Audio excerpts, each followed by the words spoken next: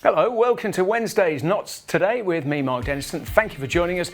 Here's what's on today's show. First, we'll be heading to Attenborough Nature Reserve as wildlife leaders prepare to remove an unsafe bridge and start a restoration project. Is raised, planning applications in, the bridge is designed. We're just looking at the final technical details. So the construction of the bridge will be done off-site, but we have got to construct an access track. More on that in just a minute. Plus, we'll be looking at a new report into how internet memes have become a powerful tool against misinformation in the war in Ukraine. The Nottingham Trent University-led study explores the role of grassroots internet organisations using humour, satire and visual storytelling for civic resistance in the conflict.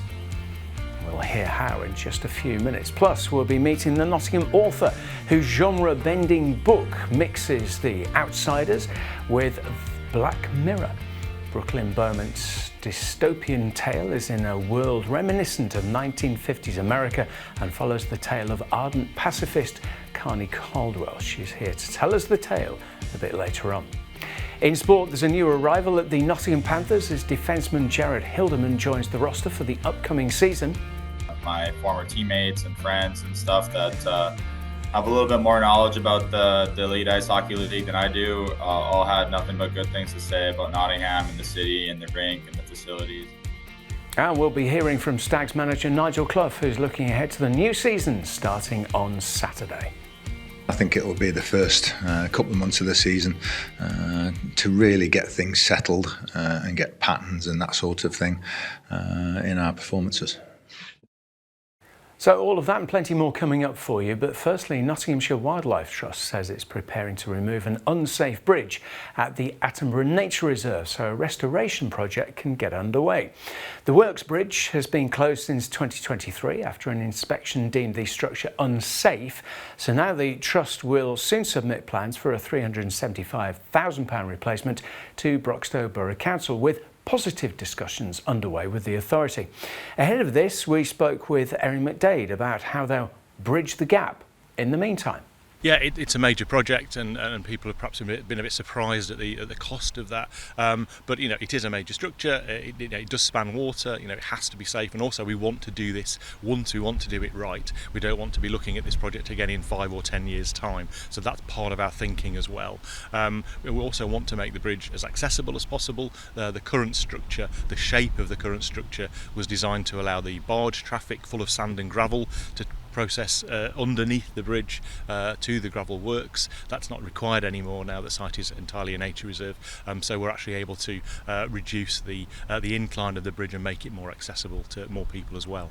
We've submitted the first stage planning application to Broxtowe Borough Council, having had previous very constructive discussions with the local planning authority. Yeah, we cleared the site very early in the season so that we wouldn't be in the need to disturb ground nesting birds when we were actually doing some of the other ground investigations. The beauty is now that, say, the majority of the construction of the bridge will be done off-site, but we have got to construct an access track. We don't want machinery getting stuck when we actually come to those really critical stages of actually installation. We absolutely recognise that it's been a source of frustration, particularly the closure of the long-term closure of the bridleway.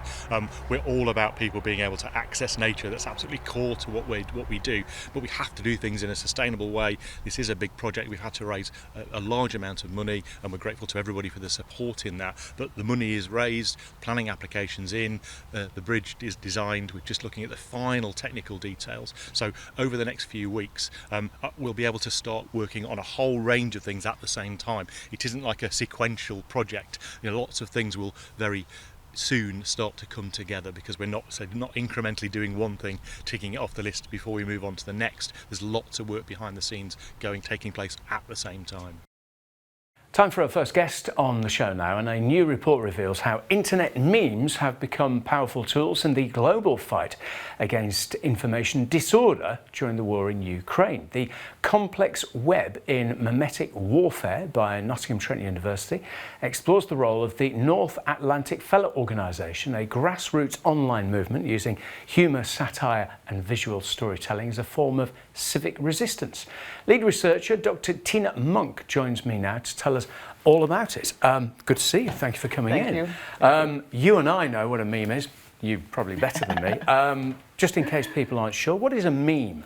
So a meme is kind of a small media that is being circulated on social media and internet. It can be with a text, or it can be an image, or a combination of both. And it's often quite humorous. It's often attached to a post online where people will write their own material, and then they will upload the meme as well. Okay. So these memes that you and your team have been looking at are rather more serious, aren't they? Yes. Tell us about the role of memes in this misinformation.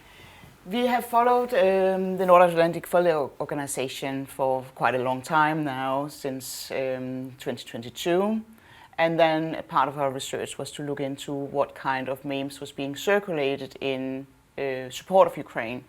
And that is what we have classified as defensive memes, up against the more offensive memes that is circulated by Russia, which are very aggressive and trolling and causing uncertainty and confusion. But the defensive memes are basically trying to counter the misinformation, disinformation, malinformation from Russia, but also support and boost the morale in Ukraine, and encourage people to help in terms of fundraising and support from the outside of Ukraine, but as a part of tapping into the narrative about support Ukraine and help Ukraine. Right. Because I was going to say, just on the issue of what Russia say and what Russia does, I suppose in some ways they will just do their thing, right? Yeah. Are you and your colleagues trying to sort of counter that, or is it just to kind of hold up to the world what they're doing? We're looking into why people get involved in a grassroots organization like NAFO from the outside. It's people from around the world who takes part and becomes kind of a armchair warrior or keyboard warriors. So they are attacking the Russian disinformation from abroad. So they are not in Ukraine, and a number of people was horrified about what happened when Ukraine was invaded by Russia in 2022, but did not have the skills or did not have the time or was not able to take up weapons and go to Ukraine and help. This is a way where they can counter the misinformation and call out the absurd and false stories that is being circulated from Russia. It's also a way of showing support and trying to help as much as they can. Right. It's complicated, isn't it? It is. Because a few years ago, I don't think I'd ever heard of misinformation, disinformation, or information disorder. So it kind of begs the question of, who do we believe these days? Well, we live in a world of alternative truth. It's quite difficult sometimes to be circulated by fake news. Your reality is your reality, mine is mine. So we can always go in and say this is social construction. We decide what is true and what is false. We forget to fact check. We forget to check or verify information.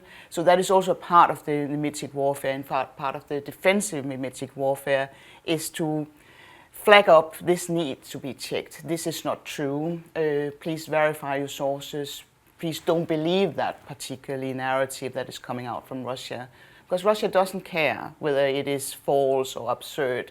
They're just circulating a lot of information. Well, that's the point, isn't it? Yeah. And is part of the issue with memes that they are so easy to consume? As you mentioned, we see them on social media, and generally they're quite humorous. But they're quite, you're flicking through your phone and you're almost not thinking about it. Is that the problem with it? Yeah, we become used to them, and we become used to not fact-checking. We take everything on face value. We're just scrolling through our news feed, and then we just accept what we read. We live in these small echo chambers, these bubbles. We are not being challenged about what we read and what we believe in. And it's about also to break the chain of information before a story goes viral. So countering the information is quite important at an early stage, because the moment where it's going viral, a lot of people will believe it. Yeah. And then it's difficult to reverse that belief again. It's very interesting stuff. Appreciate you coming in. Tina Monk, thank you. Thank you. Thanks. Time now for some other Notts news. And a man and boy were arrested after a van with driven dangerously before crashing into a Notts wall. The vehicle was spotted by officers in the early hours of Tuesday morning close to Nottingham Night Island. Police suspected it was on cloned plates and followed it for a short period before it drove off at high speed and crashed into a wall on Valley Road in West Bridgford. 2 occupants tried to flee before a 16-year-old boy and a 21-year-old man were detained by police. And police have launched an appeal after a woman was assaulted at a city fast food restaurant. The incident happened at Taco Bell on Angel Road, the early hours of May the 26th, with CCTV showing an argument with 2 people where one of them launches a sustained attack before being held back by a member of the public. Nottinghamshire Police believe the woman on your screen now could help with their investigations, and they say anyone who can help can get in touch with them on 101.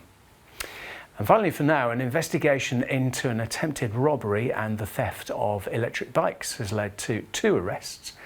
The 2 incidents were both linked to the illegal taking of Lime bikes from a storage unit in Radford. Multiple people in balaclavas firstly managed to steal 3 of the e-bikes from the unit in Thornton Place on July the 10th. The following week, one of the individuals believed to be involved in the theft returned on one of the bikes. Police say they've now managed to arrest 2 13-year-old boys on suspicion of theft and another for attempted robbery. Time for a short break now. When we come back, we'll be meeting the Nottingham author who's written a genre-bending dystopian novel. And we've got all of your sport as well. Nigel Clough talking about the new season just around the corner and a new arrival for the Nottingham Panthers as well. Find out more about all of that and plenty more when we come back after this short break.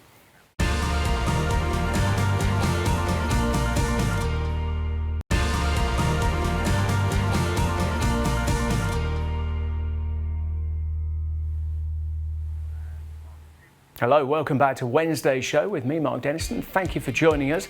Here's what's happening in Notts today. Firstly, union leaders have criticised NHS bosses in Nottingham after 4 junior doctors had to break their strike action to fill gaps. The British Medical Association, which has been walking out this week in a long-standing row with the government over pay, accused Nottingham University Hospitals Trust of a dangerous lack of planning after the doctors broke their strike to ensure safe staffing levels. The Trust denied it had failed to properly prepare for the industrial action, but said it was necessary to seek additional staff to maintain services. Next, the leader of Nottingham City Council says she's disappointed by the cancellation of Riverside Festival this weekend.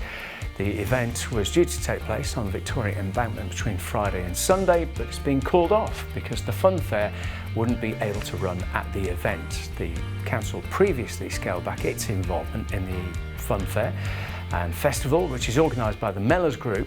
And in a statement, leader Negat Khan said the decision to cancel this weekend was extremely disappointing for the authority. Time for our final guest now, and we're looking at a new piece of work from Nottingham author Brooklyn Beaumont. Huckleberry Dreaming explores a world strangely reminiscent of 1950s America, where protagonist Carney Caldwell is arrested for allegedly punching his best buddy into a coma. But he has no clear recollection of what's happened that night. The dystopian novel explores themes similar to The Outsiders meeting Netflix hit Black Mirror, and Brooklyn joins me now to give us all the details. Good to see you. Thank you for coming in. You're welcome. And thank you for bringing the book. How fresh is this? It's been actually in the making 5 years because I started writing it in September 2020. Wow. But I was just writing it part-time, and it took a while to sort of get a publisher as well and go through the whole publication process. So it's been 5 years in the making, actually. Wow. That sounds like an awful long time, but I'm aware if you're doing lots of other things as well, like working and whatever, you've got a lot to kind of juggle around it. Is that kind of standard amount of time for you? Yeah, and also you don't want to put out a first draft because first drafts are never any good anyway. And I think with me, it was one thing to get the plot down, but I was always thinking, how can I express this more beautifully? How can I make it more poetic? How can I get across what the characters are really feeling? And so I went through a process of working with beta readers as well and getting their feedback and redrafting it based on that. So it was, and doing it part-time as well. It just, because I'm a bit of a perfectionist as well, it's taken this long. It's out now. That's a good thing, being an author though, because if you're not a perfectionist, like you say, things slip through the cracks.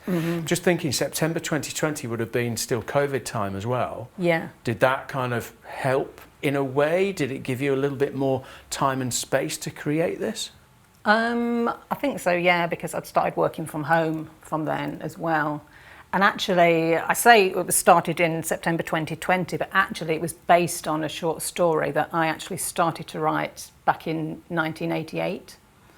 And September 2020 just coincided with me going into the attic and finding this manuscript and reading it. And it was just a short story. It didn't even have a title then, but thinking I can really do something with this and it's got potential. And I'd like to make it into a full-length novel, if possible. What was it like finding something from 1988? Did you read it in a very kind of critical way? Yeah, I did. I read it and I thought, I liked enough about it to think it's got potential and I want to do something with it, but in a way it was a little bit naive and there were some ideas in there that were a little bit far out, but I thought, you know, with the right changes, I think I can do something with it. So. Yeah. So I mentioned the sort of synopsis in a very sort of brief way. Do you want to flesh that out a little? I mean, not completely, obviously, because we want people to go and get the book, but give us more of a flavour of it. Okay, so it starts with the character Connie Caldwell, who lives in this world that's kind of reminiscent of 1950s America, but we don't really know why. And then he's arrested for, as we say, punching his best buddy into a coma, but he doesn't remember it. And a strange, enigmatic character visits him and starts telling him the tale of another character that lives on the planet's other continent, which is a high-tech continent. And you're allowed to migrate from the low-tech one, the one that's like the 1950s, to the high-tech one. But once there, you can never come back. And we're not sure why. And he starts telling him this tale of another character who lived on this high-tech continent. And we're not sure what the connection is between the two characters. So even though it's sci-fi, it's a little bit of a mystery novel as well. And it's got historical elements because of the 50s. And because it's very character-driven, I like to think it's bordering into the realms of literary fiction as well. So. Yeah. So bearing in mind what you've told us about this being based on a short story from way back, late 80s, you started writing this properly in September 2020. You know when you get the physical copy like this in your hands and see the cover in it, everything be real, what's that like? It's fantastic, really, because it's something I was always working towards, thinking, won't it be fantastic when I'm actually holding it in my hands? And to see it is just wonderful, really. Yeah. Are you already working on the next one, or have you started working on it? I haven't, no, because I'm just waiting to see how this one does, really. And I think if somebody offered me an advance to write the sequel, I wouldn't say no. Think about that. Yeah. Yeah. Well, listen, I really appreciate you coming in and bringing it. It's a stunning cover, by the way. Who did the artwork for it? It's a guy called Kit Turner. Okay. Lovely cover, and look forward to reading it. Thank you. Appreciate you coming in. Good luck with it too. Thanks. And all the follow-ups. Time now for your sport, and we will start with Mansfield Town and manager Nigel Clough, who says he feels his side are well prepared for League One action to return this weekend when their season gets going away at his former club Burton. The Stags drew their final pre-season match 1-1 at Matlock Town last night and travelled to Burton for a 3 o'clock kick-off on Saturday. Speaking ahead of the new season starting up, Nigel Clough said he feels that their additions mean the squad is likely to do better than last season. Yeah, very pleased. I think we've got, 3 loans from Forest and 6 free transfers. We've not spent a penny in the transfer window. Didn't think there was anything of value out there that would justify paying a fee for when we can get the quality that we've got in the 6 players on loan. On free transfers and then the 3 on loan. Well, we think it's better, but only time will tell in terms of the performances this season and how we finish. We want to improve on last season. We had a fantastic first few months, then dipped when we got the injuries at Christmas. I think it'll be the first couple of months of the season to really get things settled and get patterns and that sort of thing in our performances. Moving on to Forest, they're in pre-season action again tonight, taking on Portuguese side Estoril in Albufeira.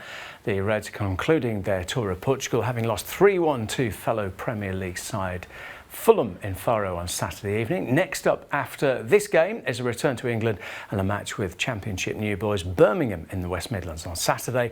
That's before 2 matches at the City Ground to conclude their pre-season, and we'll have reaction to tonight's clash with Estoril in tomorrow's show. Bit of ice hockey now, and Nottingham Panthers have signed 6'1" defenceman Jared Hildeman for the upcoming season. The 28-year-old joins the club as a playoff champion after last season's success with French top-flight side Grenoble, playing with former Panthers Christophe Boivin and Kyle Hardy. In a new interview shared by the club, he says he's heard lots of good things from his former teammates about life in Nottingham. Respect those guys a ton, and you look at the years they just had over there, D-Man of the year, player of the year in the league Magnus there, and they're even better guys than they are hockey players. So we thought the UK, my agent and I thought the UK would be a good fit for me, and I just had been hearing from a lot of my former teammates and friends and stuff that have a little bit more knowledge about the Elite Ice Hockey League than I do. All had nothing but good things to say about Nottingham and the city and the rink and the facilities and the staff and just everything they've built there. So I think with my personality and who I am as a person, hopefully I come in there and fit right in with the system and the culture that they have set up there already. In cricket, Nottinghamshire assistant head coach Paul Franks says the side need to be prepared to fight over the remainder of their county championship match with Somerset after the visitors are recording a strong score on the opening day of the match at Trent Bridge. Centuries from James Rue and Tom Abel saw the West Country outfit for 338 for 4 by stumps on Tuesday. And speaking after the first day, Paul Franks said they've got a challenge to meet. We saw us dominate the first hour and look very threatening with that new ball. I thought Mo Abbas was outstanding. And then we've seen a really significant partnership, which we were never quite able to get a foothold in. One of the things we've prided ourselves all season on has been the ability to control the game with the ball. Credit to the 2 lads that played in that. I thought they played really, really well. That being said, we fell short at times as well, and we won't hide from that. We know we've got to be better than that where we can. But like I say, you have to give credit where credit's due, and I thought they played really well. So there's probably a cumulative effect of it as well, a little bit. We've got to meet that challenge, and we've got to be up for that fight tomorrow morning, come back and go again. And here is your picture of the day. This one from Helen Green at Newstead Abbey. Meow. Don't forget that actual cat talk there. You can tag us on your pictures on Instagram, _TV, and see your photos on the telly. Weather-wise, today was a little bit showery to start. The sun did come out a little bit through the day. More sunny spells into the evening. Temperatures down to 15 degrees overnight. Tomorrow, similar really. Generally dry though. Highs of 23 and lows of 13. Friday, slightly cooler.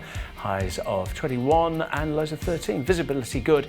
Sun will be setting before 9 o'clock as of tomorrow. The nights are drawing in. Thanks for watching. Thanks to all of our brilliant guests. Emma's here at 5:30 with all the very latest. Have a nice night. Bye-bye.